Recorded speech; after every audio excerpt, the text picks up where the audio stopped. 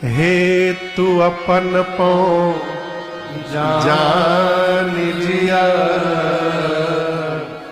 थकित रहे धरी मौन। आपको एक बात बताऊं, श्रेष्ठ व्यक्ति वही है माई बाप जो घर में यदि कोई उत्पात हो जाए तो उस उत्पात होने के बाद उसमें सबसे पहले अपनी भूमिका का दर्शन करें।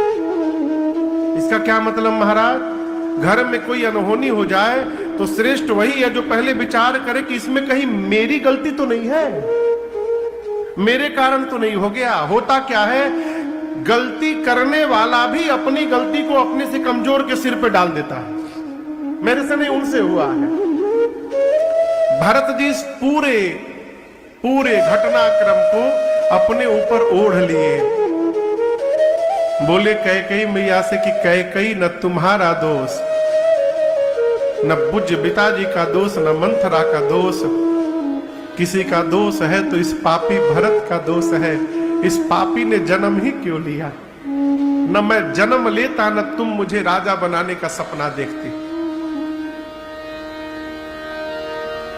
अगला दिन हुआ,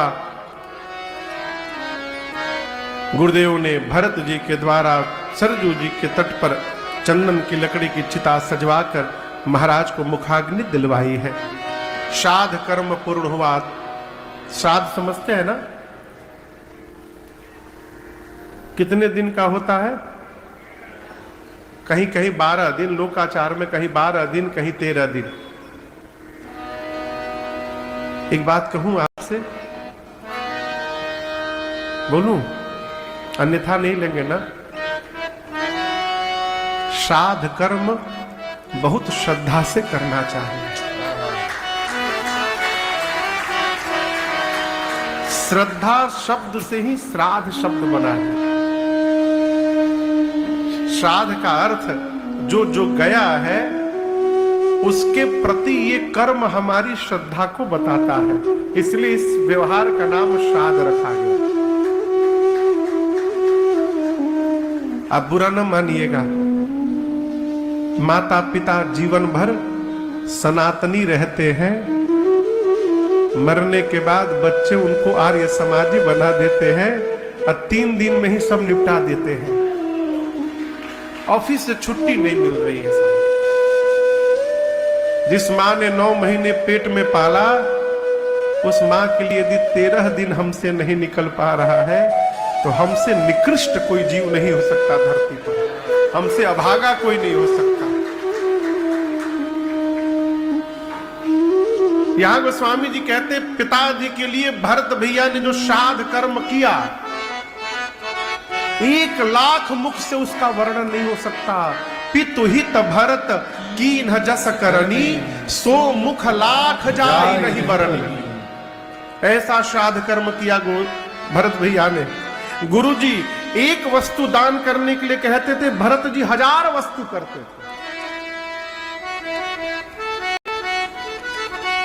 श्राद्ध कर्म पूर्ण हुआ। अयोध्या का सिंहासन रिक्त है। गुरुदेव भगवान ने श्रद्धांजलि सभा बिठाई और भरत जी से गुरु जी कहे, भरत एक बात कहे, विधाता ने मनुष्य को बनाया पुत्र तो मनुष्य के हाथ में सब कुछ सौंप दिया, परंतु 6 वस्तुओं को ब्रह्मा जी अपने हाथ में रखे हैं। इस पर हमारा आपका कोई अधिकार नहीं है। ये 6 वस्तु क्या है? हानि लाभ जीवन मरना, जस अपजस विधिया। कब हानि होगी, कब लाभ होगा, कब जन्म होगा, कब मरण होगा, कब यश की प्राप्ति होगी और कहां अपयश की प्राप्ति होगी, ये हमारे आपके हाथ में नहीं है, ये विधाता के हाथ में है। हम व्यापार में धन लगा सकते हैं, परंतु धन लगाने के बाद लाभ होगा कि हानि होगी, अपने हाथ में नहीं है। शंभू भैया, विधाता के हाथ में है।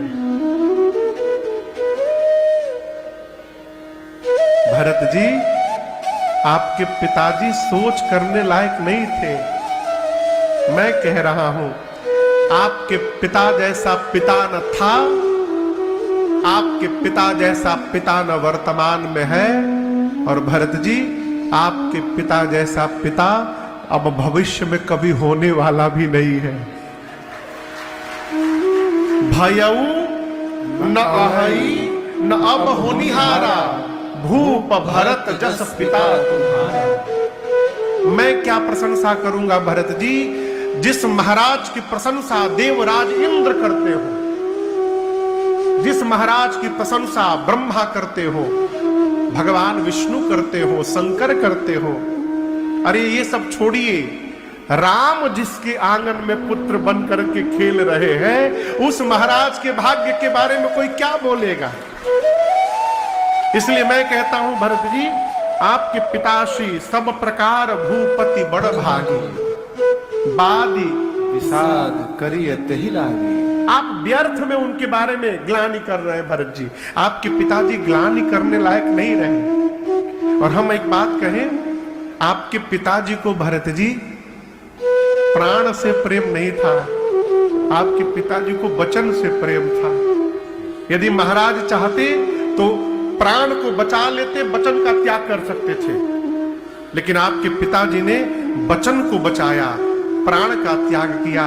आपके कुल की परंपरा है, रघुकुल रीति सदा चलिया,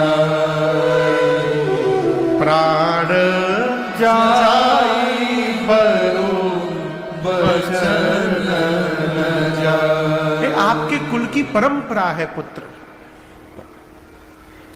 यही जानकर आपके भैया एक वचन मान करके वन में चले गए। मैं कहता हूं, दूसरा वचन मान करके आप राजा बन जाइए भरत जी। देखिए, लोक सम्मति है, वेद विदित है, पिता जिस पुत्र को सत्ता देता है वही पुत्र उस सत्ता का अधिकारी होता है। और आपको एक बड़ी गूढ़ बात मैं बताऊं, ये जो बात गुरुजी ने कही कि लोक वेद विदित सम्मत सबही का, जेहि पितु देई सो पावई टीका। पिता जिस पुत्र को सत्ता देता है वो पुत्र अधिकारी होता है। ये बात गुरुजी ने जानबूझकर भरत जी से कही। क्यों? ये गुरुजी एक संकेत दे रहे हैं कि सत्ता का अधिकारी वही है जिसको पिता सौंपना चाहता है। भरत जी इस संकेत को पकड़ लिए। भरत जी मन में सोचे, गुरुदेव आप जो कह रहे हैं उसके अनुसार तो पिताजी मुझे नहीं देना चाहते थे, पिताजी भैया को देना चाहते थे। इसका अर्थ है इस सत्ता का अधिकारी भरत नहीं है, इस सत्ता के अधिकारी मेरे भैया राम है। भरत जी को मंत्र मिल गया। और दूसरी बात मैं आपसे निवेदन करूं, बोलूं,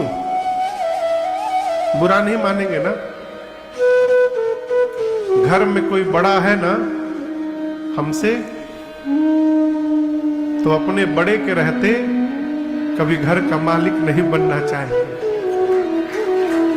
ये धर्म है, ये धर्म है। क्यों नहीं बनना चाहिए महाराज? हम तो भैया से बहुत पढ़े लिखे अधिक हैं, हम तो भैया से अधिक पैसा भी कमाते हैं, हम मालिक क्यों नहीं बनेंगे? आप यहां आके पढ़े लिखे हैं, यहां आके पैसा कमा रहे हैं, आपके भैया ऊपर से बड़े बना के भेजे गए हैं। इसका क्या करिएगा? इसको कैसे बदल दीजिएगा? हो सावधान। और दूसरी बात माई बाप, जो आनंद छोटा बन के जीने में है वो आनंद बड़ा बन के जीने में मिलने वाला नहीं है। छोटा बन के रहिए, कोनो टेंशन नहीं,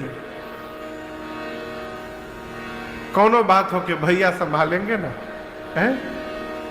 बड़का भैया है ना, संभालेंगे।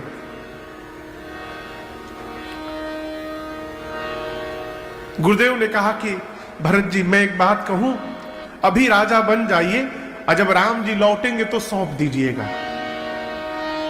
सुमंत जी ने भी कहा भरत जी जो गुरु जी कह रहे हैं वही करिए। मां कौशल्या ने भी कहा जो गुरु जी कह रहे हैं भरत वही करो पुत्र। उचित